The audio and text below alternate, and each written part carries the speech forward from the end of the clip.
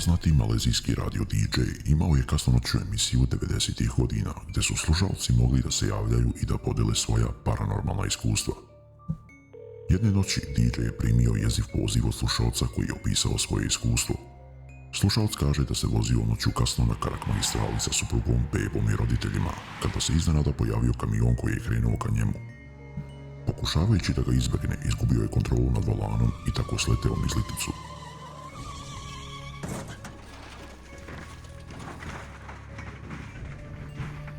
Tužnim glasom izjavio je da je video kako mu cijela porodica umire, a najjezivije u tome jeste to što je video iz sebe kako umire.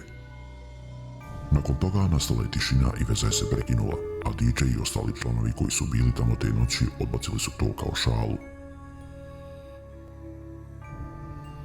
Već sljedećeg dana novine su objavile da se nesreća dogodila na Karak magistrali, te da je automobil sletio niz liticu i da su u nesreći poginuli bračni par, beba i dvoje starijih ljudi. Detalji su odgovarali priči koju noć prije ispričao tajanstveni čovjek.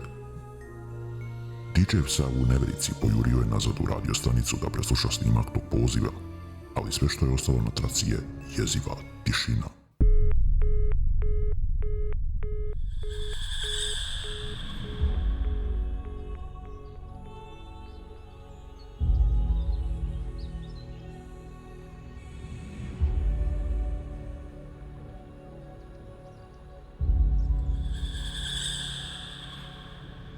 Vekovima njeno ime uleva strah, vekovima se njeno ime šapuće po najmračnijim ćoškovima šume i ostaje na usnama dece koja su uvijek iznova upozoravana šta se dešava sa onima koji su nestašni ili odlutaju daleko od svoje kuće, gdje ih čeka duh Lorne, žene koja plače.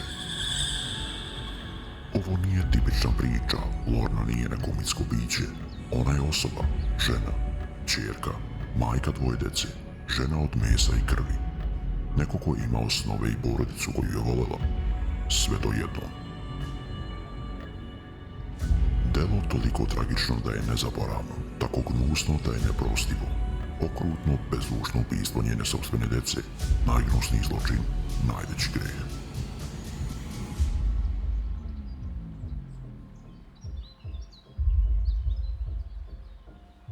Otac njene dece, njena jedina prava ljubav, napustio je zbog druge žene, slomio je srce i Postala je sklona osveti, vraćajući mu na najstrašniji način koji se može zamisliti, odvodeći njihovu decu u vodu i davivši oboje jedno za drugim.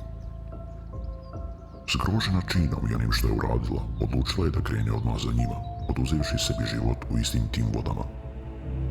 Vraćena na zemlju sa nebeskih kapija, Lorna šeta obalama, prišti i plače, njena duša nema mira.